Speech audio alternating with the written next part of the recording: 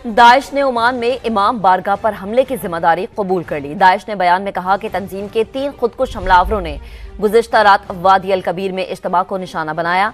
हमलावरों ने इबादत गुजारों पर गोलियां चलाई और ओमान की सिक्योरिटी फोर्सेज से फायरिंग का तबादला भी हुआ। दाइश के मुताबिक हमले के नतीजे में 30 अफराद और ओमान की सिक्योरिटी फोर्सेज के 5 अहलकार हलाक हुए हैं। गैर मुल्की मीडिया ये रिपोर्ट कर रहा है कि ओमान हमले में 9 अफराद जाँ बहक हुए, जिनमें 4 पाकिस्तानी भी शामिल हैं।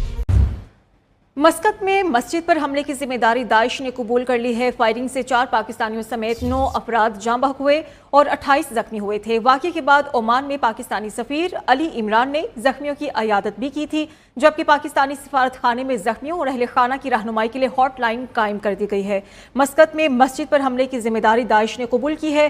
फायरिंग से 4 पाकिस्तानियों समेत 9 अफराद जाँ बहक हुए थे, जबकि 28 अफराद जख्मी हुए थे। और वाक़े के बाद ओमान में पाकिस्तानी सफीर अली इमरान ने जख्मियों की अयादत भी की थी। एनडीए की बैठक के बाद से ही विश्व के हर कोने में जितने भी एंटी इंडिया देश हमको नजर आते हैं, एंटी इंडिया संगठन हमको नजर आते हैं, हर तरफ एक हलचल सी मची हुई नजर आ रही है। हर तरफ एक रुझान देखने को मिल रहे हैं कि कोशिश पूरी थी। आप देखो जिस तरीके से पिछले 3-4 दिनों में जश्न मना है, पाकिस्तान में जश्न मना, दुनिया के अलग अलग कोनों में जश्न मना कि इस बार तो जो एनडीए है, जो मोदी जी हैं, उनका रथ रुक गया। कई लोग तो 2-3 दिन से ये तक भी प्रेडिक्शन कर रहे थे कि इस बार शायद इंडिया अलायंस कुछ भी करके सरकार बना लेगा। बहुत लोगों को उम्मीद थी कि बस अभी तो ये आज रिजल्ट आया है 4 को, 5 तारीख को ही जो है वो चंद्रबाबू नायडू और नीतीश कुमार एनडीए से बाहर आ जाएंगे। मगर ऐसा कुछ भी हुआ नहीं, ऐसा कुछ भी हुआ नहीं। और दोबारा से जो एनडीए की बैठक हुई उसमें नरेंद्र मोदी जी को नेता चुना गया, सब कुछ हुआ।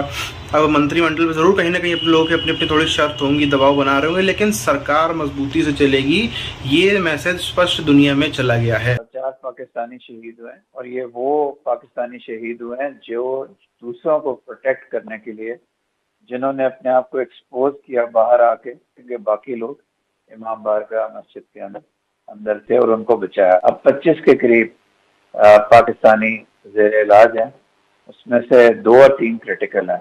और इसका इंसिडेंट का ताल्लुक हमें बताया गया कि पाकिस्तान के साथ नहीं है, पाकिस्तान के बेसिस पर टारगेट नहीं किया गया। उसमें जो अटैकर्स थे वो बिल्कुल पाकिस्तानी नहीं है। पाकिस्तानी लोगोों का किसी किस्म की दहशतगर्दी के साथ कोई ताल्लुक नहीं है। ओमानी हुकाम बहुत ज्यादा ताउन कर रहे हैं। दाइश ने बयान में कहा कि तंजीम के 3 खुदकुश हमलावरों ने गुज़िश्ता रात वादी अल कबीर में इज्तिमा को निशाना बनाया।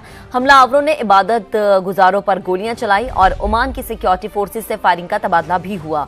दाइश के मुताबिक हमले के नतीजे में 30 अफराद और ओमान की सिक्योरिटी फोर्सेज के 5 अहलकार हलाक हुए हैं। गैर मुल्की मीडिया ये रिपोर्ट कर रहा है कि ओमान हमले में 9 अफराद जाँ बहक हुए, जिनमें 4 पाकिस्तानी भी शामिल हैं। 4 पाकिस्तानी शहीद हुए और ये वो पाकिस्तानी शहीद हुए हैं जो दूसरों को प्रोटेक्ट करने के लिए, जिन्होंने अपने आप को एक्सपोज किया बाहर आके, क्योंकि बाकी लोग इमाम बारगाह मस्जिद के अंदर थे और उनको बचाया। अब 25 के करीब पाकिस्तानी ज़ेर इलाज हैं, उसमें से 2 और 3 क्रिटिकल हैं। और इसका इंसिडेंट का ताल्लुक हमें बताया गया कि पाकिस्तान के साथ नहीं है, पाकिस्तान के बेसिस पर टारगेट नहीं किया गया। उसमें जो अटैकर्स थे वो बिल्कुल पाकिस्तानी नहीं है। पाकिस्तानी लोगों का किसी किस्म की दहशतगर्दी के साथ कोई ताल्लुक नहीं है। ओमानी हुकाम बहुत ज्यादा ताउन कर रहे हैं। उनमें से जी 3 जख्मी ऐसे हैं जो क्रिटिकल हैं और उसके अलावा बाकी आउट ऑफ डेंजर हैं, उनकी सर्जरीज और बाकी चीजें होनी है। दुआ मांगी है कि वो 3 रिकवर कर जी। ठीक है। और ये भी बताइएगा कि उनमें से जख्मी होने वालों में से जो पाकिस्तानी हैं उनके बारे में क्या डिटेल्स हैं जो आप हमसे शेयर करेंगे? सारे पाकिस्तानी, इसकी एक पाकिस्तानी इमाम बारगाह थी और इसका मेन विक्टिम पाकिस्तानी थे। जैसा कि आपको पता है 4 पाकिस्तानी शहीद हुए हैं और ये जो 4 पाकिस्तानी शहीद हुए हैं ये आम पाकिस्तानी नहीं थे जी। ये वो पाकिस्तानी बच्चे थे जो औरों को बचाने के लिए, लेडीज को, बच्चों को और ज़ईफ लोगों को बचाने के लिए इन्होंने अपने आप को एक्सपोज किया। ये एम्बेसी वेलफेयर के कामों में ट्रेंड है, तो हम उनको तमाम रूल्स रेगुलेशंस को हटा के CIA की फ्लाइट पे जल्दी से जल्दी जस्ते खाकी भिजवा रहे हैं जी। तमाम फाइनेंशियल असिस्टेंस करके भी। और आपको जान के सबसे बढ़ के खुशी होगी कि मैं अब इस पोजीशन में हूँ मैं ऑफिशियली डिक्लेयर करूं कि जो अटैकर्स थे 3, जो टेररिस्ट थे 3, जी उनमें कोई पाकिस्तानी नहीं। जी तो ये जो कुछ हमारी अपनी और कुछ हमारे दूसरे लॉबीज जो प्रोपेगेंडा कर रही थी, none of the attackers was a Pakistani. Community और एम्बेसी इकट्ठे होके we are doing wonders to make the best of this bad situation. जी ठीक और है। आप जो भी आपके जहन में सवाल हो आप पूछिए, मैं आपको जी ठीक है। और सर इस बारे में जैसे कि हमारे व्यूवर्स ये भी जानने की कोशिश करना चाहते हैं कि जो ज़ख्मी हैं और जो इस वाक़े में अपनी जान गंवा बैठे, उनके फैमिली से किस तरह से कांटेक्ट किया जा रहा है और क्या ऐसी इमदाद है जो उन तक पहुंचाने की कोशिश की जा रही है? हम लोग डायरेक्टली कांटेक्ट में हैं। जैसे मैंने आपको जी। बताया, दिस इज डिफरेंट एम्बेसी।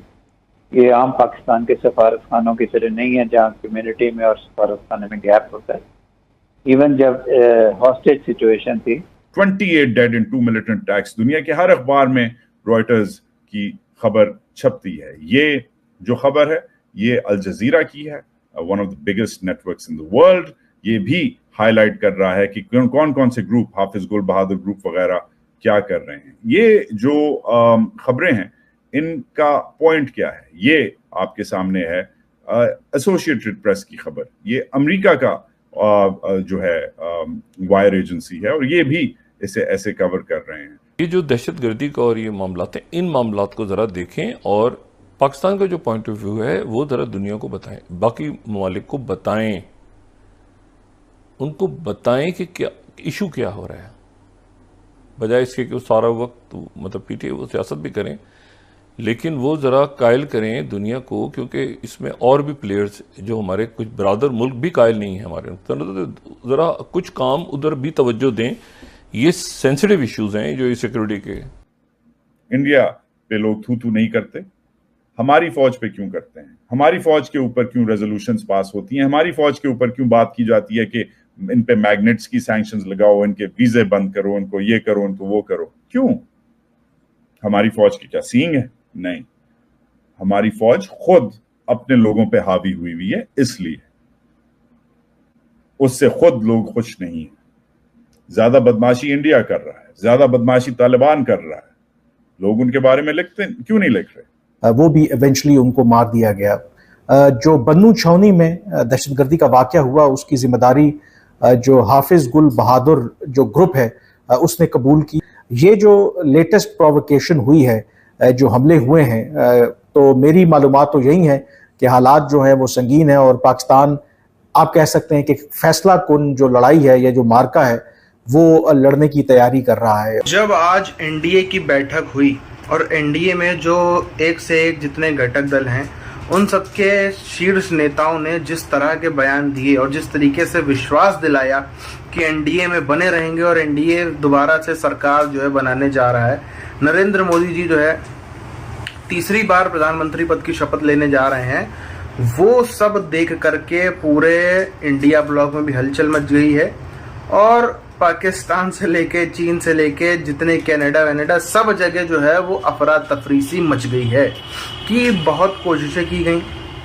अगर मैं आपको फॉरेन इन्वेस्टर का बताऊं तो एक बहुत बड़ी कंपनी है ब्लैक रॉक, उन्होंने पिछले 1-1.5 साल में अपना जो है वो यहाँ से इन्वेस्टमेंट कम किया। इसी तरह साथ में और भी कई सारे इन्वेस्टर्स हैं यूएस बेस्ड, यूरोप बेस्ड और अलग अलग दुनिया कोनों से, उन्होंने अपना इन्वेस्टमेंट कम किया था। शायद इसीलिए उनको उम्मीद नहीं थी कि दोबारा से यहाँ पर एनडीए सरकार में लौटेगा, वापसी करेगा।